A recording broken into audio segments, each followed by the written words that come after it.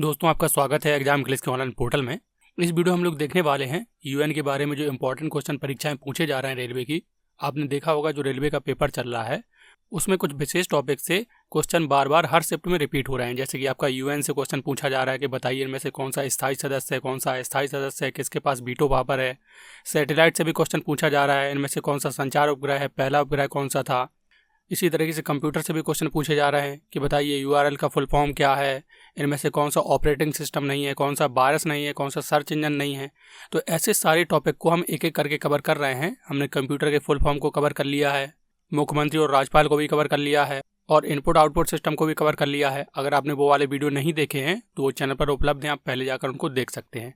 तो बात करते हैं हम लोग संयुक्त राष्ट्र संघ के बारे में। इसको हम डिटेल में नहीं पढ़ने वाले हैं, केवल हम लोग एग्जाम ओरिएंटेड स्टडी करेंगे क्वेश्चन आंसर के फॉर्म में। जब हमारे पास आगे समय होगा तो हम इसको अच्छे से डिटेल में भी स्टडी कर लेंगे। तो देखते हैं हम लोग क्वेश्चन आंसर के फॉर्म में जल्दी जल्दी जो मेन क्वेश्चन है। इनमें से पहला क्वेश्चन है हमारा, संयुक्त राष्ट्र संघ की स्थापना कब हुई थी। तो संयुक्त राष्ट्र संघ की स्थापना हुई थी 24 अक्टूबर 1945 को। दूसरा क्वेश्चन बनता है, जब संयुक्त राष्ट्र संघ की स्थापना हुई थी तो उसकी स्थापना के समय इसके सदस्य देश कितने थे। तो स्थापना के समय इसके सदस्य देश थे 51 और भारत भी इसमें शामिल था। क्वेश्चन आया हुआ है कि भारत संयुक्त राष्ट्र संघ का सदस्य कब बना, तो आपको बताना है ये 1945 में ही बन गया था।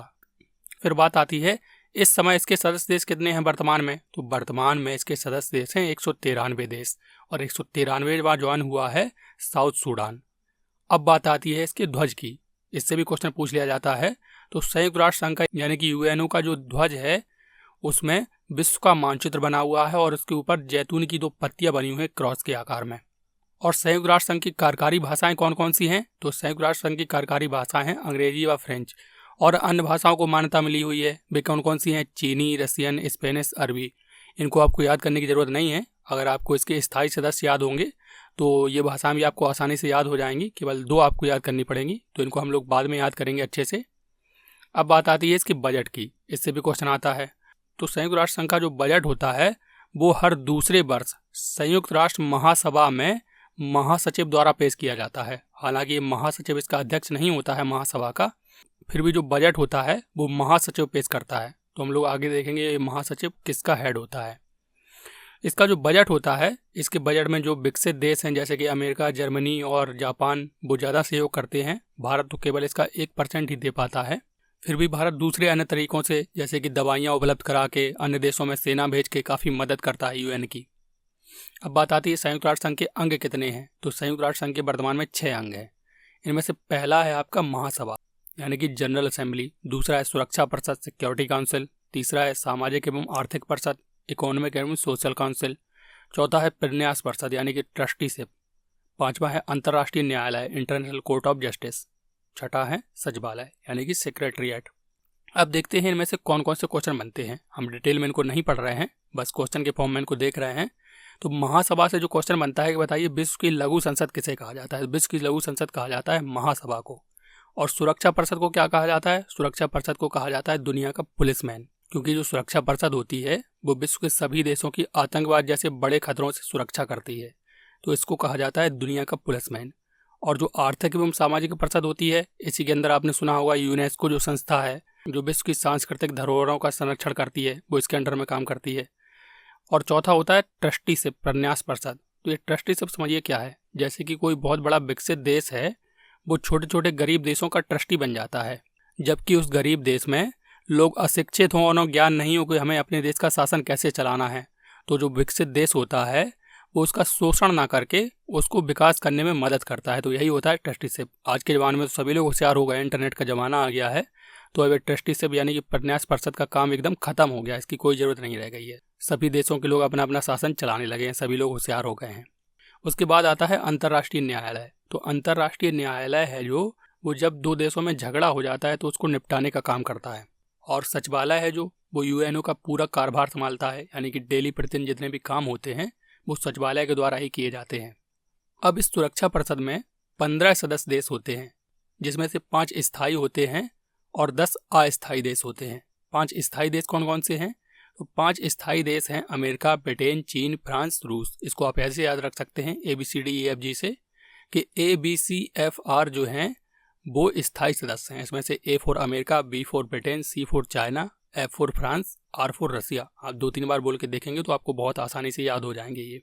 और इसमें 10 अस्थायी देश भी होते हैं, जिसमें से भारत इस समय अस्थायी देश है। ये 2 वर्ष के लिए चुने जाते हैं। अब इन 5 देशों को एक स्पेशल पावर दी गई है, उस पावर को कहते हैं वीटो पावर। देखिए वीटो पावर होता क्या है, इसको अच्छे समझिए। जब मान लीजिए कि कोई बिल आया है, उस पर वोटिंग होनी है, तो इन 15 देशों में से 14 देश राजी हो गए हैं कि वो वाला बिल पास होना चाहिए, वो पूरे विश्व के लिए अच्छा है। लेकिन इनमें से अगर एक भी, इन 5 में से अगर एक भी उनके साथ नहीं है, इन 15 में से 14 एक तरफ और एक तरफ है, स्थायी देशों में से होना चाहिए वो, अगर उसने वीटो का इस्तेमाल कर दिया तो फिर वो वाला बिल पास नहीं हो पाएगा। इसी को कहते हैं वीटो पावर, यानी कि बहुत स्पेशल शक्ति होती है। वीटो का मतलब होता है मना करना। एक और इसमें फैक्ट है कि सबसे अधिक वीटो का प्रयोग किया है रूस ने और प्रथम बार किया था अमेरिका ने। चलिए और भी देखते हैं फैक्ट्स को हम लोग। देखिए यहाँ पर ये जो 6 अंग हैं, इनका जो मुख्यालय है इनमें से 5 का वो है न्यूयॉर्क, जबकि एकमात्र जो आपका अंतर्राष्ट्रीय न्यायालय है इसका मुख्यालय है नीदरलैंड के हेग में। ये चीज़ याद रखिए आप। इन 5 का मुख्यालय कहाँ है? इन 5 का मुख्यालय 4 इनका और एक इसका मुख्यालय है न्यूयॉर्क में, और इस 5वें का मुख्यालय है हेग नीदरलैंड में। अब इस सचिवालय का जो हेड होता है उसको कहते हैं महासचिव। महासचिव से भी क्वेश्चन परीक्षा में पूछे जा रहे हैं। तो अभी तक जितने भी महासचिव हुए हैं उन सब की लिस्ट है, इन्हीं से घुमा फिरा के परीक्षा में क्वेश्चन आ रहे हैं, तो इन सबको हम लोग देखते हैं। इनमें से पहले जो थे आपके वो थे त्रिगवेली। ये कहाँ के थे? नॉर्वे के। इनकी कंट्री का भी नाम पूछा जा चुका है। तो ये बने थे 1946 से 52 तक। तो संयुक्त राष्ट्र का गठन तो 1945 में ही हो चुका था। तो 1 साल तक किसने काम किया था कार्यवाहक के रूप में? वो थे ग्लाडेन जैब। उसके बाद दूसरे नंबर के थे डेग हैमरशोल्ड, ये स्वीडन के थे। उसके बाद यू थॉन्ट म्यांमार के थे। उसके बाद कुर्ट वाल्देहीम ऑस्ट्रिया। जेवियर पेरेज दे कुयार, ये पेरू के थे। बुतरस बुसरत घाली मिस्र के थे।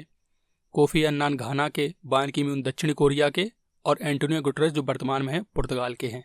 और क्वेश्चन घुमा कैसे पूछ देता है कि बताइए इनमें से कौन है जो अभी तक संयुक्त राष्ट्र संघ के महासचिव नहीं बने हैं। इसलिए ये बहुत इंपॉर्टेंट हो जाता है कि आप इन सबको एक बार अच्छे से रिवाइज कर लें। आप इसका स्क्रीनशॉट ले लीजिए। वैसे तो इसका जो PDF है वो मैं अपने टेलीग्राम चैनल पर प्रोवाइड कर ही दूंगा, तो आप वहाँ से ऐड होके PDF भी डाउनलोड कर सकते हैं।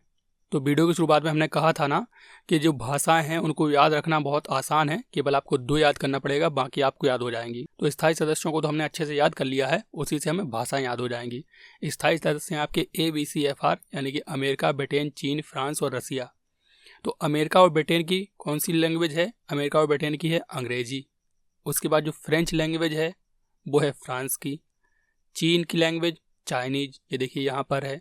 रसिया की लैंग्वेज रसियन। केवल आपको ये 2 याद करनी पड़ी, कौन कौन सी? स्पेनिश और अरबी। इस तरीके से आपको अंग्रेजी और फ्रेंच जो कार्यकारी भाषाएं हैं वो भी याद हो गई और बाकी मान्यता प्राप्त भाषाएं भी याद हो गई। तो आई होप आपको ये वीडियो अच्छा लगा होगा। वीडियो अच्छा लगा हो तो उसे लाइक करिए। अब हम लोग मिलेंगे दूसरे वीडियो में किसी इंपॉर्टेंट टॉपिक पे। तो अगर आप चैनल पर नए हैं तो चैनल को सब्सक्राइब कर लीजिए, जिससे आने वाली वीडियोस को नोटिफिकेशन भी आप तक पहुंच सके। मिलते हैं नेक्स्ट वीडियो में। जय हिंद, जय भारत।